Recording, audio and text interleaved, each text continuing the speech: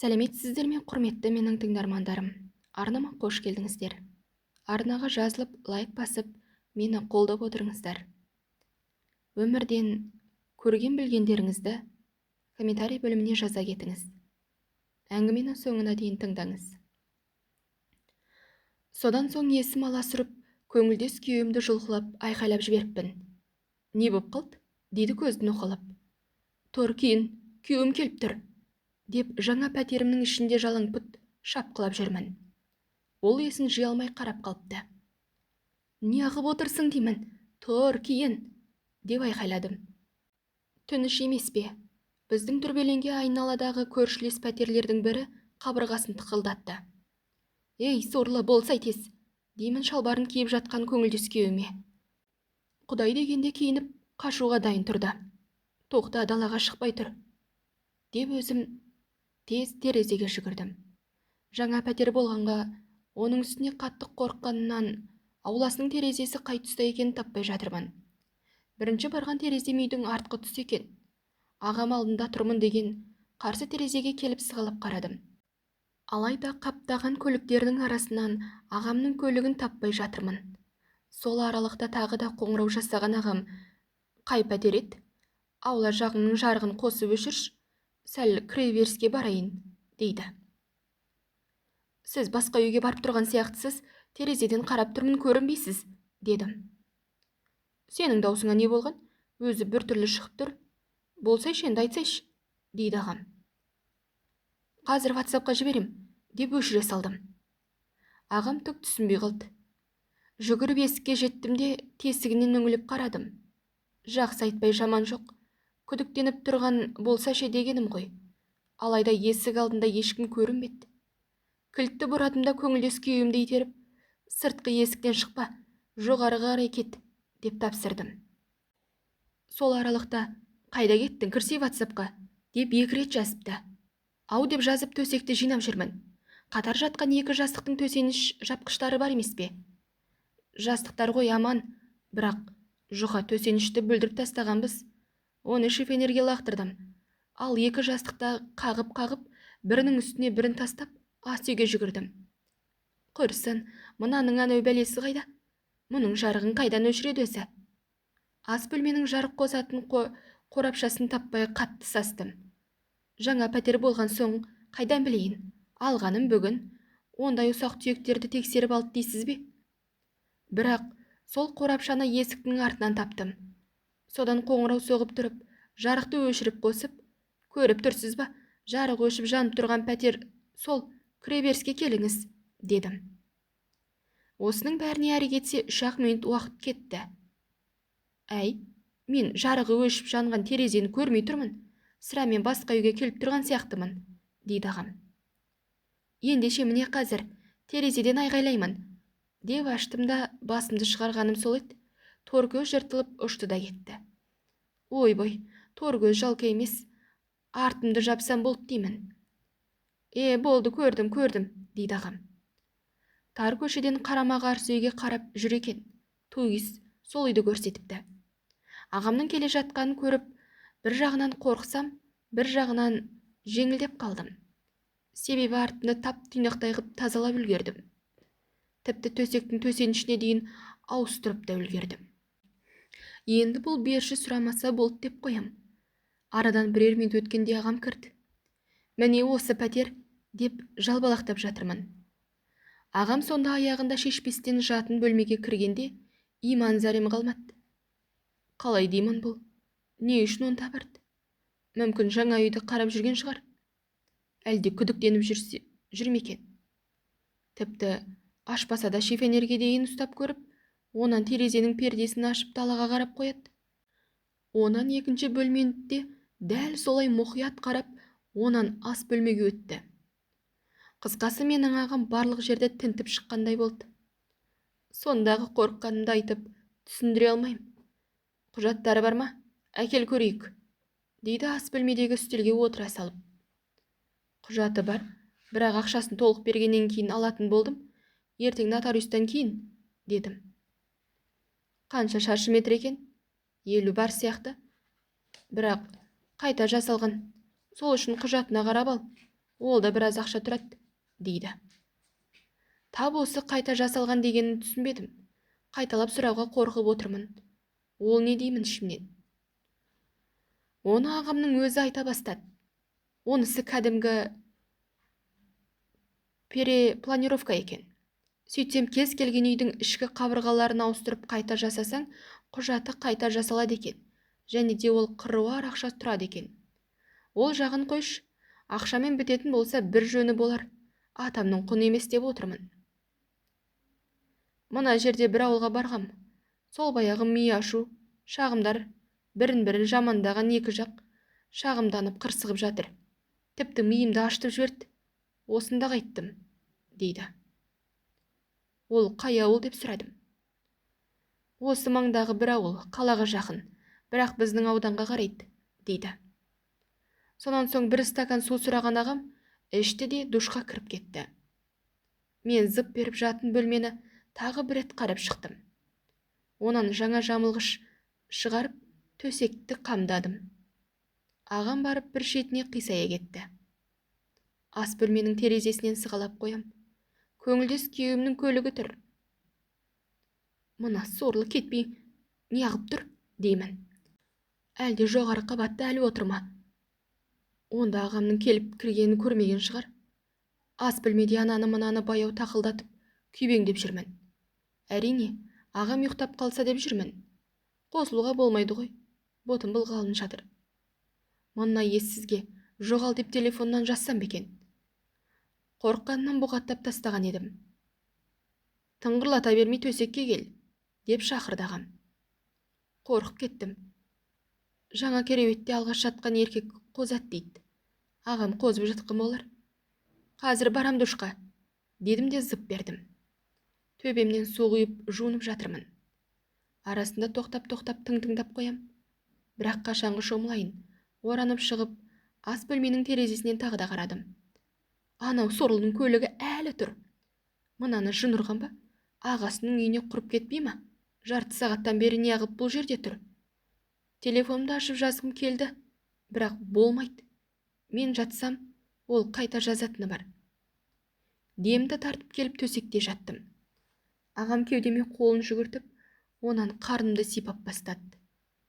Өлдім, мен өлдім деп жатырмын. Әйтпесе, саусақтап-ақ жуып едім құрғырды. Мұндайда тәжірибелі еркек бәрібір білет. Дейді ағамның тәжірибесі жоқ деп айта алмайым. Мамыр дедің бе жаным, дейді сыбырлап. Иә, сол мамырға барады. Дедім де бүгін қатты шаршадым дегенді қостым. Мен де шаршадым. Мына қазақтың шағымдары шаршатты, дейді. Білмейм, сіздерде қандай? Біздің ауданда күнде бірнеше шағым бар. Соның бәрі бірінің үстінен екінші бірі жазып жатқандар. Тым болмаса, бақшадағы баланың тамағын жазады. Осының бәріне бұрынғы басшылық кінәлі, дейді ағам. Сөзге тартайын деп, неге бұрынғы басшылық, деп сұрадым. Бұрын болған бастыққа осындай шағым жазса, тиімді болған. Бір жылда 47 мектептің директорын ауыстырған. Шағым түскен сайын қалтасына ақша түседі. Мына ауданда солай үйретіп қойған. Содан қит етсе болды, бұлардың бірінің үстінен бірін жазатыны содан, дейді. Бәсе, енді түсіндім деп қоям. Мына директорларың жасы келген. Бір жылдан кейін зейнетке шығады екен.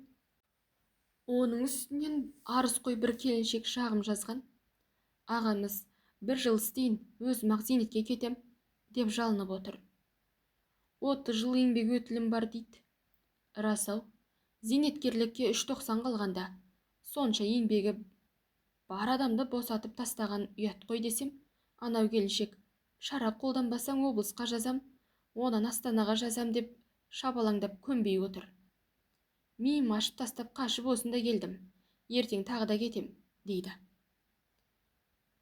Келіп кетіп жүріп шаршайтын болдыңыз. Облысқа жетем дегенше мен де шаршап қалдым. Ұйықтайық жаным, деп теріс айналдым. Директордың үйіне қонсам болар еді, бірақ оған болмайды. Өйткені мен ол кісіні орында қалдырам. Бір жылдан кейін зейнеткерлікке өз-ақ кетеді. Бірақ анау келіншек директордың үйінде қонақ болды, қалтасына бірдеңе салды, деп ментте жазады. Ондай қатының бәлесінен аулақ, деген ағам ұйықтауға ыңғайланды. Сонда ғана ағам мені аңдып келмегенін түсіндім. Ауылдағы айқай-шудан қашқан екен ғой. Бірақ бұрынғы бастық сияқты мектептердің бірін-бірі жаза берген жақсы. Онан менің қалтама ақша түседі. Әйтпесе мына үйдің ақшасы қайдан келді дейсің? Мен мұндай ақшаны жинау үшін ішпей жемей 3 жыл жұмыс істеуім керек.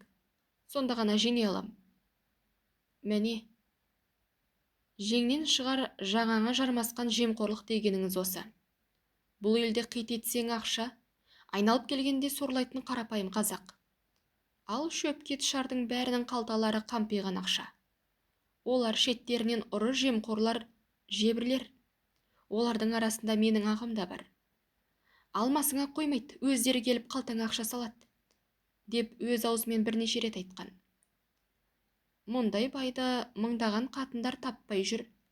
Мен болсам көзіне шөп салып тайраңдап жүрмін. Сол түні ағамның көзі ілінгеннен төсегімнен сүйретіліп тұрдым да ас бөлмеге бардым. Сағат тілі түнгі 2-ден кетіпті. Содан соңымнан ағам тұрып келмесін деп тыңдап отырдым. Алдымда бір стакан таза су. Ағам келе қалса су ішіп отырмын демекшімін. Жоқ, ағам тым-тырыс. Ашық есіктен пысылдап ұйықтағаны естіліп жатыр. Мойнымды созып терезеге үңілдім. Мынаны жын ұрған ба? Нағыз есек екен ғой өзі, деймін кіжініп. Әлде бұл менің артымды ашып бергісі келіп жүрме? Әйтпесе 2 сағаттан бері неге кетпейді? Көлігі сол қойған жерінен қозғалмаған. Жалма-жан бұғаттан шығарып жаза бастадым. Не ағып тұрсың енді? Кетсей! Деп жылап тұрған смайлик жібердім.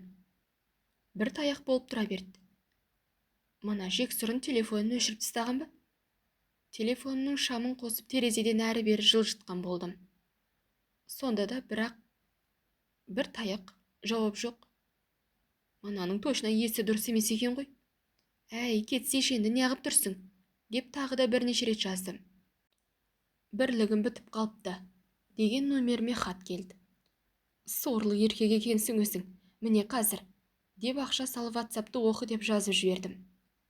Бірер минуттан кейін кете алмай тұрмын ғой, деген жауап келді.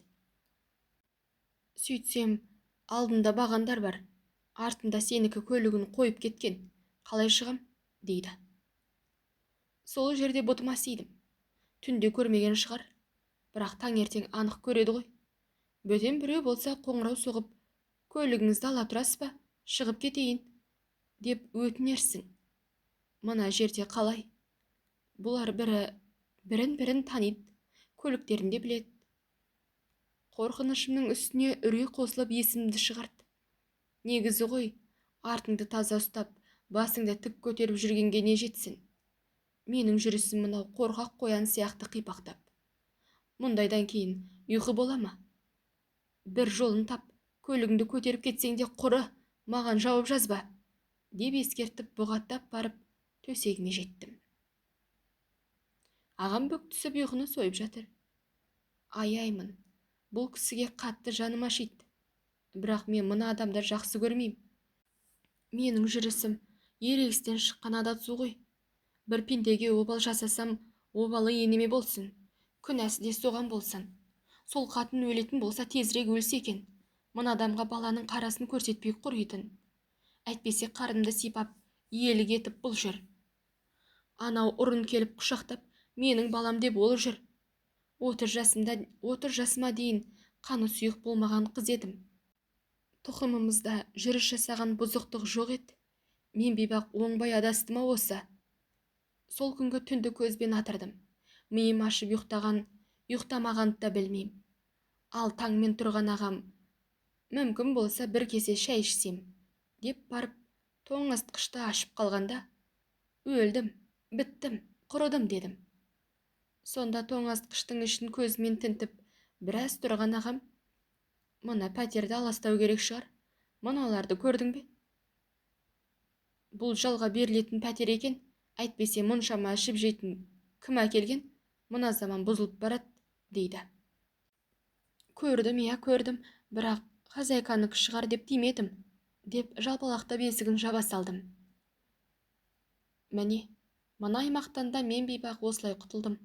Ағам бір стакан қайнаған қою шай ішіп, бүгіннен қалдырмай бәрін бітір. Сонан соң маған хабарлас. Ауданда болсам айтам, сонда барасың. Ары қарай ауылға бірге барамыз, деп бетінен сүйіп шығып кете барды. Есікті ілдім жүгіріп терезеге жеттім. Анау сорлының көлігі әлі тұр. Есек екен ғой өзі, бір жолын таппай ма? Есіктен шыққан ағам көлігіне жетті. Онан от алдырып қойып қайта түсті. Әне, сонан соң алдында тұрған көлікке қарап біраз тұрып, зер салып айнала бастады. Мына жақтағы бөлменің пердесінен ұрлана қарап тұрдым. Ағам бірер минут әлгі көлікке қарап, менің пәтеріме қарады. Сонан соң сағатына қарады да, көлігіне отырып кете барды. Сол жерде көңілдес күйеуіме қоңырау соғып, аузыма келгенді айтқым келді. Алайда сағат тілі 7-ге жетпеген, ол албасты ұйқыда жатқан шығар деп, өзімді өзім тежеп, құры деген соң құрмайсың ба? Ағам сені көріп кетті, деп айғайлап WhatsApp-ына шықтым. Алайда ол сорлыдан жауап болмады. Қайдан болсын, өлік сияқты ұйықтап жатқан шығар. Отырып алып ойлана бастадым. Егер осы бүгіннен кейін бәрі жақсы болса, көтімді тастай қысайын деп, өз-өзіме ант беріп, Аллаға жалындым. Осы Аллаға қылмыскер де, күнәһар да, мен сияқты жүргіштер де жалынады. Уа, мейірімі шексіз жаратқан, осы бүгінен аман алып шықсаң, құйрығымды қыспасам өліп кетейін деймін. Өйткені анау көлікті неге сонша айналып қарады дейсің? Ішінде ұйықтап жатқан көңілдес күйеуімді көргенде шығар. Олай болса ағам менен міндетті түрде сұрайды. Онан тоңазытқыштағы тамақ пен суларды қосыңыз. Егер есі дұрыс еркек болса, оның бәрін байланыстырып, айғаққа теңеп, тоқта, бұл жай ғана сәйкестік емес дейді. Айтқандай, терезені ашып жіберіп, жан-жағыма сығалап қарадым. Әрі-бері өтіп жатқан көліктер бар. Бірақ бұл Алматы емес, бірен-сараны ғана. Сонда ғана ойым, ағам кеткен болса шығып көлікке қарасам деймін. Ерте таң болған соң, аулада қаптаған көліктер тұр. Бұл қалада ұзақ сонар кептеліс жоқ, сол үшін бұлар кеш қозғалады.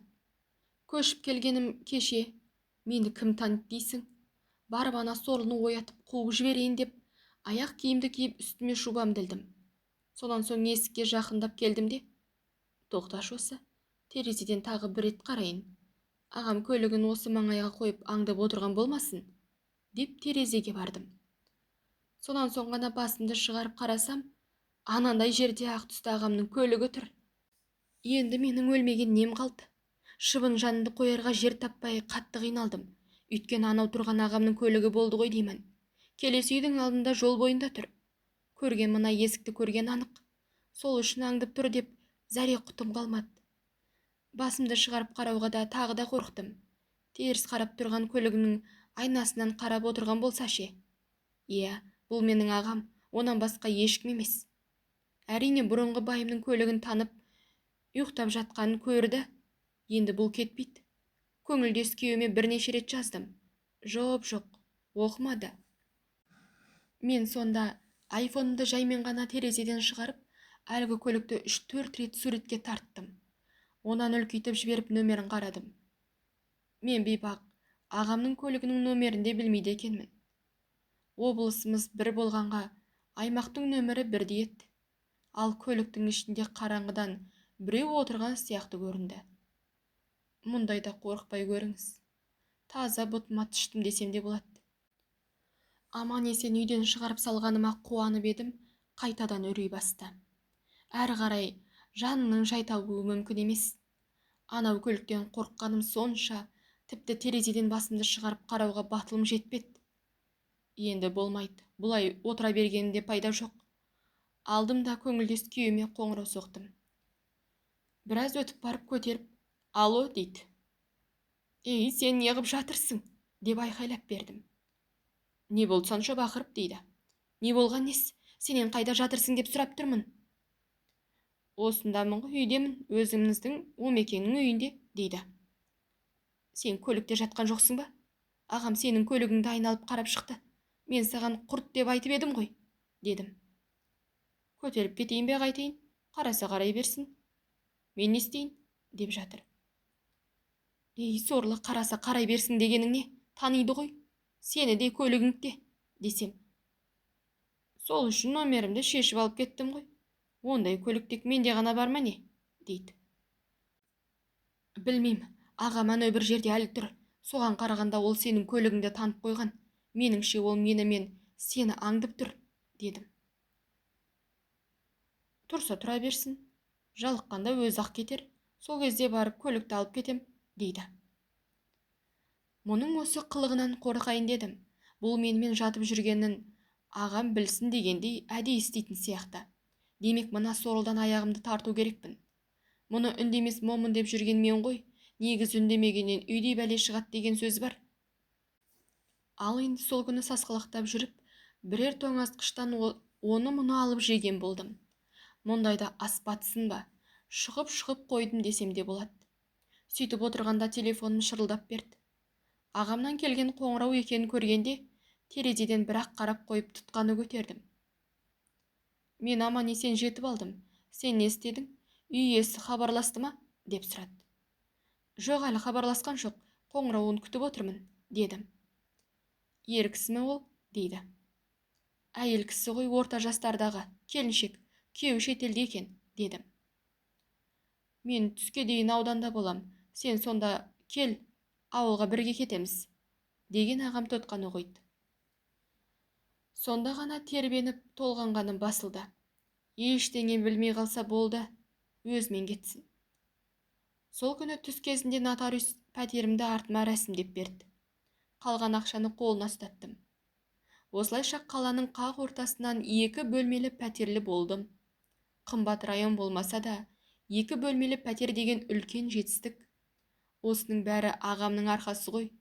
Тыныш жүрейін, төбемде Құдай бар, деген ой басып, жаңа пәтеріме келдім. Кіммен келдің деп сұрасаңыздар айтайын. Көңілдес күйеуімен келдім. Нотариустың мекен жайын жазған едім, келіп тұр. Жан-жағыма қарап алдым да зып бердім. Мен кіріп шығам, сен көлігінен түспей отыра тұр, десем. Шөлдеп барам, су ішейін, дейді. Мына суықта сен де шөлдеп, суды өзім әперем, отыр. Мен барып пәтерді құлыптап келем, деп кеттім. Сөйтіп тоңазытқыштан тамақтың қалдықтарын жинап тазалап жүрсем, ашық қалған есіктен кіріп келіп тұр. Құшақтап тартып көрмекші. Сол күні сапаржайға жеткізіп кетті. Бәрін түсіндіріп айтып-ақ жібердім. Болды, бәрі бітті. Егер мені жақсы көргенің рас болса, енді хабарласпа. Онан да шешең өліп қалмай тұрғанда үйлен, әйтпесе жалғыз қаласың, деп кеттім. Ол менің балам, оған күмәнім жоқ, сен өзің жалғыз қаласың, дейді. Сандырақтама, балаң үшін тыныш жүр, дедім. Мен үйленбеймін, сенен басқа ешкім керек емес, деп айттым, дейді. Сонда сен маған не дейсің, деп тоңқылдадым. Ажырасып өзіме кел, білем ғой, сен мені жақсы көресің, дейді. Құдай-ау, мынаның осы айтқаны дұрыс. Жақсы көрдім ғой, мұны әлі де сондай. Бірақ оған болмайды ғой. Жаңылыс басып, жылы орымнан жылжып кеткенімді білем. Оның үстіне тағы да бір сөздерді естіп жүрмін. Мүмкін оның рас өтірігін кім білсін. Аңыз болуы да мүмкін. Қандайда бір жыртқыштың шілдесі түскен келіншек бір мүшел бала көтермейді, дейді. Оны мен үйін сатып алған келіншек айтты. Пәтерін көруге келгенде екеуміз біраз сөйлесіп отырдық. Қанша балаң бар деп сұрады. Балам жоқ, бірақ осы жақында ғана көтердім, 2 айлық, дедім. Тұрмысқа шыққаныңа қанша болды? Доктор не дейді? Деп бәрін сұрап интерес ұстап отырды. Несін жасырайын? Қандай болған болса тап сондай қалып бәрін айтып бердім. Олай болса ақ барыс дейме, сондай жыртқыштың шілдесі түскен болар. Ондай келіншектер бір мүшелде босанады, деді. Сол жерде ішімді ит тырнап, жүрегім қанжылады. Мұндайда бекерге ажырастым ба деп бармағыңды шайнайды екенсің. Әттең, 1,5 жыл шыдағанымда ғой. Мен бейбақ 40-на шыдап 41-не шыдамадыма осы деймін. Өйткені үй иесі келініміз бар, Моңғолиядан келген, қандас. Құдағидың кенже сіңлісі 13 жыл жүріп туып алды. Сол бала қазір бақшаға барады, сонда естігенмін, дейді. Мен мұндайды ешқашан естімеген едім. Осыдан кейін сұрастыра бастадым. Бірі сондай бар десе, тағы бірі естімегенін айтып жатты. Ал тағы бірі қасқырдың шілдесі деп жатты. Әйтеуір нақты білетін адам жоқ екен. Сол апайдың да өзінен сұрадым. Құдағидан біліп берермін, деп жүріп шетелге көшіп кетті. Сонан соң анамның сөзінің де жаны бар. Осы ауылда Нөкіш деген кісі бар. Өзі менің анамның қатары. Сол кісінің әйелі қайтып, 2 баласы жетім қалады. Ол мұнан біраз жылдар бұрын, ол кезде мен мектепке барған кезім екен. Содан әлгі Нөкішке жас қалды деп, келіншек іздеп, 9 жыл тұрып ажырасқан бір келіншекті әперіпті. Сөйтсе 4 жылдан кейін бұл келіншек өзінен өзі көтеріп, патырлатып 4 бала туып тастаған. Бұл енді біздің ауылдың адамдары. Бұл ақиқат, бұл факт. Айта берсем көп, мысалға, балалы бола алмай ажырасқан кейбір келіншектер екінші байға тиіп туып алғандарды көріп жүрміз. Ондайлар сіздердің де туған туысқандарыңыз бар болуы мүмкін. Мен бейбақта сондай болып сорладым. Әттең, осыны маған біреулер айтқандай еді, жылы орнынан қозғалмас едім. Бірақ болары болды, бояуы сіңді. Енді үйім бар, ақшам бар, ағайымдай байым бар. Алла қаласа баламда болады деп жүрсем, мынау маған тыныштық бермейтін сияқты. Мен бәрібір көңілі жарым пендемін. Өйткені өзің сүймейтін еркекпен бірге тұру деген өте қиын. Оның үстіне жақсы көретін адамың ұрын болса да келіп тұрса. Мына байыңа ешқашан бауыр баспайды екенсің. Мұны да қойш, ол екінші мәселе дейін. Бұтымды былғағаным бір бөлек. Ішімдегі бүйкана баланы айтыңыз. Осы баланы қайсысынан көтергенімді білмей басым қатып жүр.